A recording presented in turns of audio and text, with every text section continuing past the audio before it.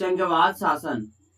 आज मेरा टॉपिक है संघवाद शासन किस तरह से भारत में वह काम करती है इसके बारे में, और संघवाद की चुनौतियां और आगे का रास्ता किस किस हिसाब से होता है इसके बारे में आज पढ़ रहे हैं। और इसका मतलब ये है कि भारत जिस देश में आप रहते हैं उस देश का नाम भारत है, और भारत एक बहुत सबसे विशाल और विविधताओं वाला देश है। जो कि आप जानते हैं कि अलग अलग तरह के हमारे देश में सभी धर्म के लोग रहते हैं, लेकिन सभी एक राष्ट्र के लिए एकीकरण के बारे में बात करेंगे। उसी हिसाब से संघवाद के 6 स्तंभ होते हैं, यानी कि संघवाद को 6 खंबे होते हैं। ई स्वायत्ता, राष्ट्रीय एकीकरण, केंद्रीयकरण, विकेंद्रीयकरण, राष्ट्रीयकरण और क्षेत्रीयकरण। ये सभी जो मेन मुद्दा है आपका, ये सभी विशाल और विविधताओं के बारे में यह बताता है। स्तंभ है 6 स्तंभ और राज्य के हैं। अगर मैं आगे बात करूं इसमें, तो भारत के संघवाद को कमजोर कर सकते हैं। भारत का जो संघवाद है उसको हम कैसे कमजोर कर सकते हैं? तो उचित संतुलन कायम रखने से, केंद्र सरकार और राज्य की स्वायत्ता पर सीमा से अधिक दबाव डालने से रोकने के साथ साथ राज्य को ऐसा दिशा में भटकने से भी रोका जा सकता है। अगर राज्य सरकार है, अगर कोई गलत डायरेक्शन में जा रहा है, तो केंद्र सरकार वहां पे उसको रोक सकता है भटकने से। इसमें राष्ट्रीय एकता के लिए खतरा उत्पन्न हो। अगर कोई भी राज्य अलग स्तर से वह काम करने जा रहा है, ऐसा काम कर रहा है कि देश को उससे खतरा होगा, तो वह केंद्र सरकार उसको रोक लगा देगी। अतियो नियंत्रण करना और चुनौती सबसे बड़ी बात यह होता है कि संघवाद को ओर ले जाने के लिए राष्ट्र की एकता पर भी आवश्यकता पूरा को ध्यान देना पड़ता है। अगर मैं बात करूं तो भारतीय संविधान में देश में ऐसी राजनीतिक प्रणाली की व्यवस्था है जिसकी स्वरूप संघीय है, यानी सरकार के 2 स्तर होते हैं, राष्ट्रीय स्तर और राज्य स्तर। राष्ट्रीय स्तर और राज्य स्तर। इसके साथ ही भारतीय संविधान में संघीय शासन को राज्य की तुलना से अधिक शक्तिशाली बनाया गया है। राज्य में जो शासन होता है उसके से ज्यादा शक्तिशाली संघीय शासन सरकार को ही दिया जाता है, क्योंकि भारत की केंद्रीयकृत राज्य संघवाद की इसी दिखाई देती है कि संविधान सभा में चर्चा के दौरान प्रधानमंत्री जवाहरलाल नेहरू ने आग्रह किया था कि कमजोर केंद्रीय सरकार देश के लिए हानिकारक होगी। आप जानते हैं कि अगर मेन ही आदमी अगर कमजोर है तो उसका पूरा स्ट्रक्चर कैसे चल पाएगा। तो प्रधानमंत्री पंडित जवाहरलाल नेहरू ने बोले थे कि कमजोर केंद्रीय सरकार के देश के लिए बहुत हानिकारक हो सकता है।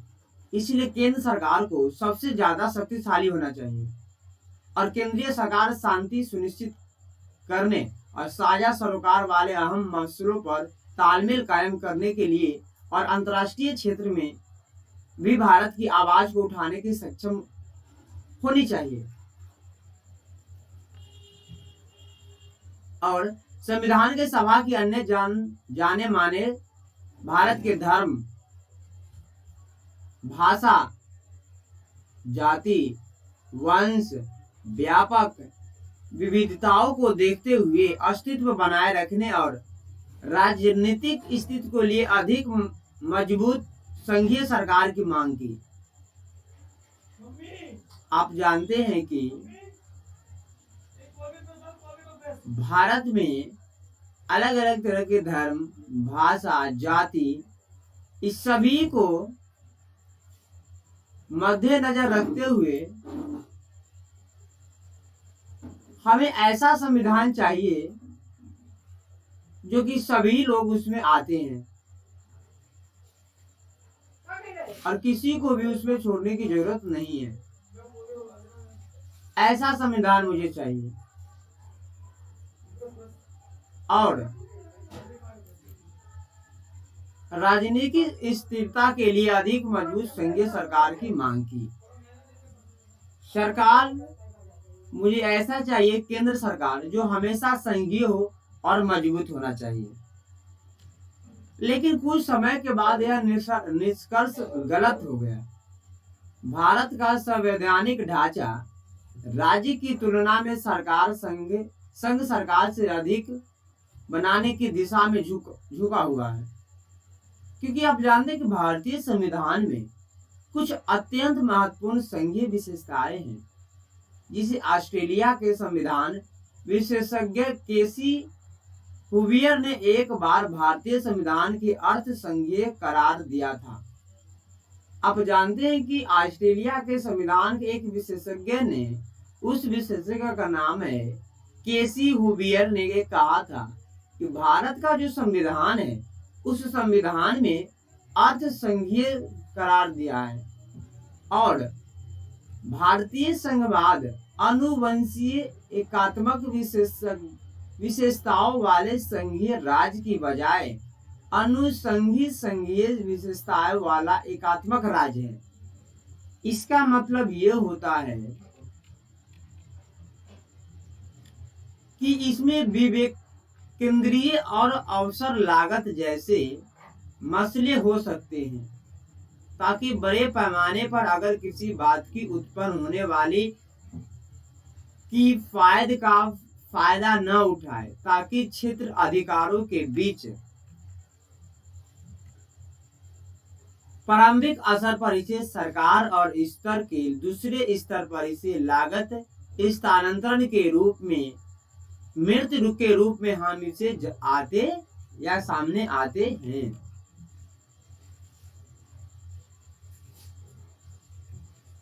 दूसरी टॉपिक है कोविड-19 के दौरान संघीय शासन की संचालन। आप जानते हैं कि कोविड-19 अभी महामारी जो है वुहान शहर चीन से स्टार्ट हुआ था नवंबर में, और दिसंबर में आते आते पूरे 30 दिसंबर को अंतर्राष्ट्रीय इमरजेंसी में सूचित कर दिया गया था।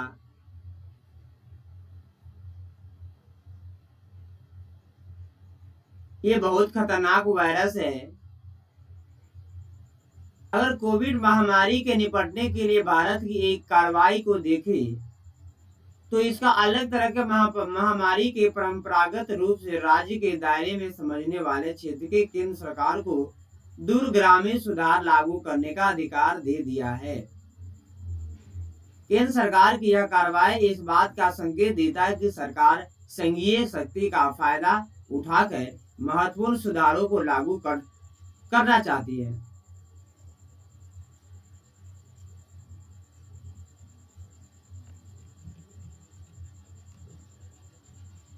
दूसरी पॉइंट पर अगर मैं बात कर लूं तो भारत के संविधान केंद्र और राज्य के बीच अधिकारों का आवंटन की विस्तृत योजना दी गई है।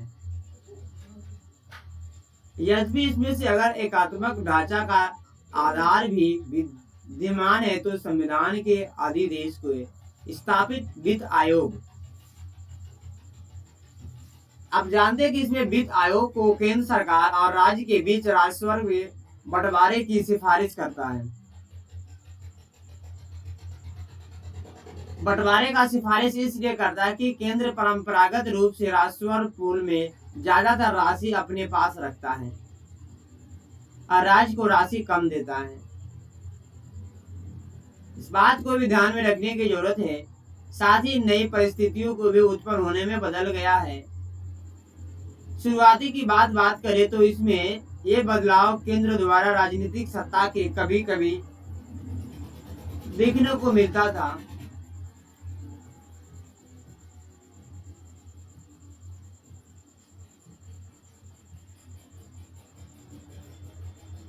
लेकिन इससे बेहतर यह होगा कि मौजूदा सरकार भारत में कोविड-19 के संकट के प्रबंधन के जमीनी स्तर पर राज्य सरकारों की महत्वपूर्ण भूमिका के उजागर होना है।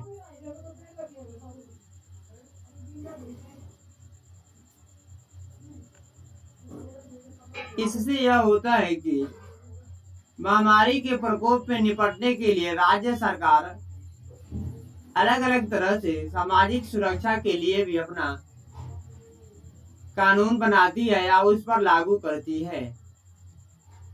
इसीलिए स्थानीय स्तर के लॉकडाउन का प्रबंधन के पर्याप्त गुंजाइश छोड़ी और स्वायत्ता के दी गई। इसीलिए आप जानते हैं कि इसका अलग अलग तरह से एजेंडा और प्रशासन के रूप में कार्य करती है, जहाँ पे केंद्र की भूमिका समन्वयकारी रही है, माने समन्वयकारी रही, किसी तरह की कोई समस्या नहीं होती है। मैं बात कर रहा हूं दूसरी पैराग्राफ में कि कोविड-19 के प्रारंभिक चरण में सरकार की कार्रवाई के भारत और संघीय ढांचे का एकात्मक की ओर झुकाव रेखांकित हुआ है। केंद्र सरकार के केंद्रीय आपदा प्रबंधन कानून के तहत राष्ट्रीय लॉकडाउन किया और केंद्रीय गृह मंत्रालय में महामारी का नियंत्रण के लिए राज्य के दिशा निर्देश जारी किए, ताकि केंद्र सरकार की आवश्यकता पड़ने पर राज्य और स्थानीय पदाधिकारियों की शक्तियों को अपने हाथ में लेने का अधिकार प्रदान है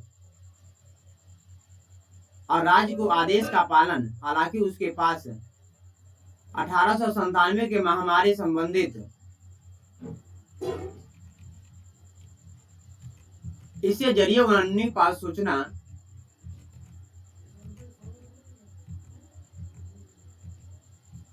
और कानून के तहत में देशव्यापी लॉकडाउन की शुरुआत के दौर के राज्य सरकार के केंद्र ने इसका प्रशासन जारी रखने की अनुरोध किया।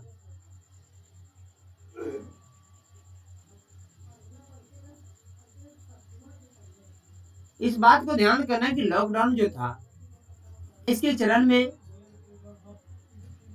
भारत में केंद्र के मुकाबले में राज्य की कामयाबी शक्ति कम है, जबकि राष्ट्रीय लॉकडाउन में लगभग सभी आर्थिक गतिविधियों को बंद करना जरूरी था।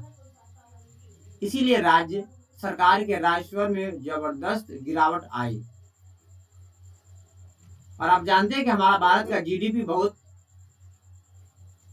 स्लो हो गया, क्योंकि लॉकडाउन के पहले ही भारत के कई राज्य अपने अपने निर्धारित वित्तीय घाटे की सीमा को था और लॉकडाउन में और ज्यादा हो गया। इसीलिए लॉकडाउन के केंद्रीय एवं राज्य के वित्तीय निर्भरता को और उसे बढ़ावा देना चाहिए।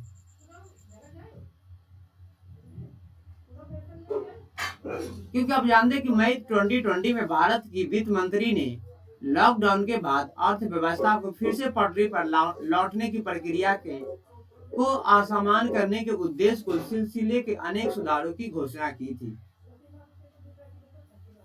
हमारे देश के फाइनेंस मिनिस्टर निर्मला सीतारमण ने मई 2020 में अलग अलग तरह से अर्थव्यवस्था को पटरी पर लाने के लिए सुधार किए।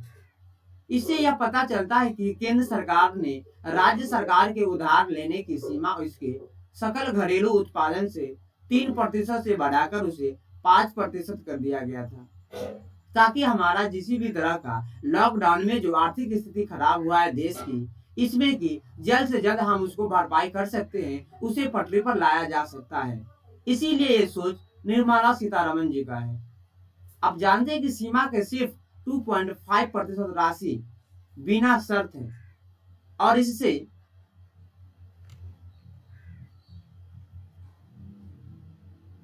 जैसे रोजगार, बिजली क्षेत्र में सुधार और शहरी विकास से जोड़ा गया है। आपको एक बात और ध्यान होना चाहिए कि राज्य इन क्षेत्रों पर प्रमुख मील के पत्थर पार कर सकते हैं।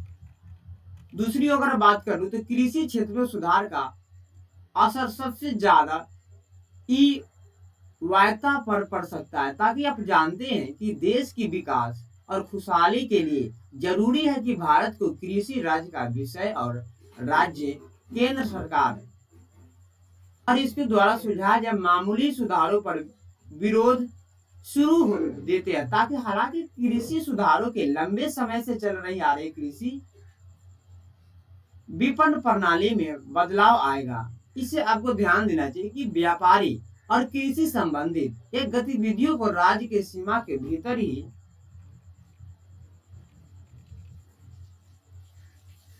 सीमित कर दिया गया है, जबकि राज्य का एक का अधिकार हो गया था कि कृषि से अधिक कार्य कुशल और कृषि विषय प्रणाली के विकास का रास्ता रुक गया है। इसे केंद्र सरकार द्वारा पारित अध्यादेश में इसे शक्ति का अतिक्रमण करते हुए केंद्र सरकार को चिंता करने की बात है। दृष्टिकोण अपनाते हुए देश और इसके नागरिकों का कल्याण का ध्यान रखना बहुत जरूरी होता है।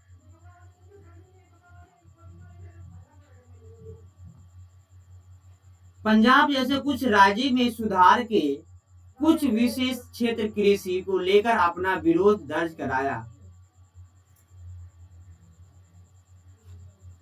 अलग अलग तरह से विरोध होता है। इसके लिए आपको केंद्र सरकार बेहतर जरूरी सुधारों के आगे बढ़ाने के लिए राज्य की शक्तियों का उपयोग कर रहा है।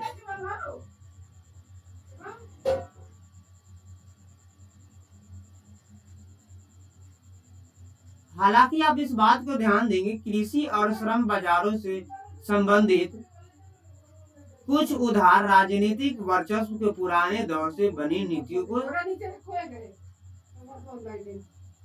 ध्वज कर रहे हैं। भारत से संघीय संबंध संरचनात्मक बाधाएं न होकर आपको इस बात को ध्यान करने की जरूरत है कि राज्य के एक ही पार्टी की प्रमुखता न होने पर राज्य की शक्तियों का केंद्र की तुलना में ज्यादा बड़ी है।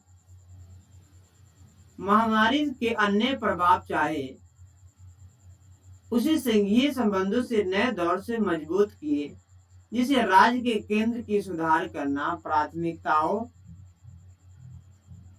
में था। दूसरी तरफ बात करूं तो इसमें एक चीज बताया गया है,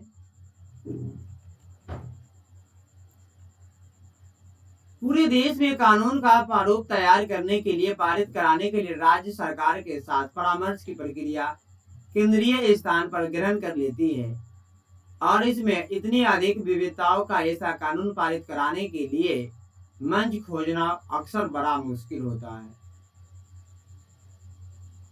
मुद्दे किसी राज्य के विशेष से संबंधित है तो उसे राष्ट्रीय स्तर का आम राय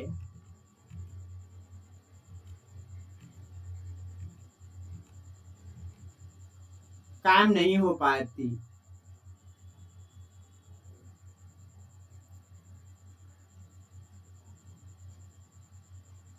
भारत अंतर्राष्ट्रीय श्रम संगठन ILO के सदस्य हैं। अब जानते हैं कि भारत में पारिश्रमिक संघी और बाल श्रम के घृणित रूपों के खत्म करने के लिए जबरन मजदूरी प्रथा का अंत करेंगे। इस बात को ध्यान में रखते हुए न्यूनतम आयु संबंधित संधि के साथ साथ जहाज रानी मजदूर संघी जैसी संधियों का अनुमोदन किया गया है, क्योंकि अंतर्राष्ट्रीय बाधाओं को वाले संघियों को अनुमोदन करने के पहले हमारी केंद्रीय सरकार के लिए सभी राज्य के साथ परामर्श करना और सुनिश्चित करना पड़ता है कि यह राष्ट्रीय कानून के राज्य के अधिनियम अंतर्राष्ट्रीय संघि के साथ प्रावधान के लिए खिलाफ न हो। अक्सर देखा गया है कि इसमें राज्य सरकार के साथ जोरदार परामर्श किया जाता है। अलग अलग तरह के कार्यशाला और सम्मेलन भी आयोजित किया जाता है। इससे यह होता है कि विचार मंथन का मंच सत्र भी आयोजित किए जाते हैं। ताकि इसमें कई उदाहरण अगर ले लेते हैं तो राज्य के साथ समान राय कायम करना एक बड़ी चुनौती बन जाती है। 34 राज्य के भू संपदा विनियम अधिनियम के तहत नियमों की अधिसूचना जारी कर दिया। पश्चिम बंगाल ने आवासन उद्योग विनियम प्राधिकरण हीरा नाम से अपना अलग कानून बनाया है। जिसे उच्चतम न्यायालय की चुनौती दी जा चुकी है। इस बात को ध्यान में रखना है कि केंद्र की सत्तारूढ़ सरकार और राज्य के अच्छे संबंध नहीं है तो राजनीतिक झुकाव नीति निर्माण और प्रतिक्रिया पर असर डाल सकता है। नए कानून का प्रारूप तैयार करते समय आपको इस बात को ध्यान में करना चाहिए कि संशोधन समय केंद्र सरकार के सभी राज्य सरकार के लिए राज्य का परामर्श करनी पड़ती है और आज के जमाने में विधेयक और प्रारूप वेबसाइट पर ऑनलाइन शेयर करने की सुविधा है। इसे ज़्यादा से ज़्यादा लोगों के बारे में जानकारी हासिल कर सकते हैं और इसे केंद्र सरकार आदर्श किराएदारी नियम को तैयार पर जिसे यह पालन कर सकती है। दूसरी बारे में बात करें कि राज्य सरकार इसे जुड़े पक्ष के बारे में भी शामिल अपनी तर्क शक्ति का भी सुझाव देते हैं। दूसरी तरफ बात कर लेंगे इसमें कि बाजार अर्थव्यवस्था को अपनाने के लिए एक युग का सूत्रपात हुआ जिसे राज्य के बाजार के नेतृत्व वाले देश की अर्थव्यवस्था के नीति के रूप में महत्वपूर्ण स्थिति का हासिल कर ली। केंद्र ने यह भी कहा कि 1990 के दशक राज्य की विदेशी बैंक, आपको ध्यान कर लेंगे कि केंद्र ने यह भी कहा कि 1990 के दशक में राज्य के विदेशी बैंक की संस्थाओं ने ऋण प्रत्यक्ष विदेशी निवेश की बातचीत शुरू करने का प्रोत्साहन दिया था, जबकि केंद्र की अनुदान सहायता की जब 8 राज्यों का खर्च चलाने का एकमात्र स्रोत नहीं माना जाता। इसका नतीजा यह हुआ कि राज्य के विदेशी निवेश और एक दूसरे के प्रति स्पर्धा करनी पड़ रही है। आप अच्छी बात है कि जब केंद्र को एक बाधा की तरह नहीं देखना चाहिए। आप जानते हैं कि केंद्र सरकार को एक बाधा की तरह आपको नहीं देखना चाहिए, जबकि यह एक प्रोत्साहन है। डीपीआईआईटी के तहत हाथ में है और विदेश जो प्रत्यक्ष विदेशी निवेश होते हैं उसके लिए डीपीआईआईटी केंद्र नोडल मंत्रालय है। उस नोडल मंत्रालय के तहत इस मामले को डीपीआईआईटी को एफडीआई लाइसेंस के प्रावधान को अन्य केंद्रीय मंत्रालय से भेजना पड़ता है। आप जानते हैं कि जमीनी सीमा संबंधित अगर सुरक्षा संबंधित मुद्दों का उत्पन्न हो तो नोडल मंत्रालय की सहमति लेना जरूरी है। अगर नोडल ऑफिसर की सहमति नहीं है तो वो आपका आगे की प्रक्रिया नहीं बढ़ पाएगा, इसीलिए आपको नोडल ऑफिसर की अनुमति लेना पड़ता है। चलिए अब मैं आगे की टॉपिक बात करूंगा राज्य के पैमाना डिप्लोमेसी। ये मैं नेक्स्ट एक्सप्लेन करेंगे अगले दिन। Thank you.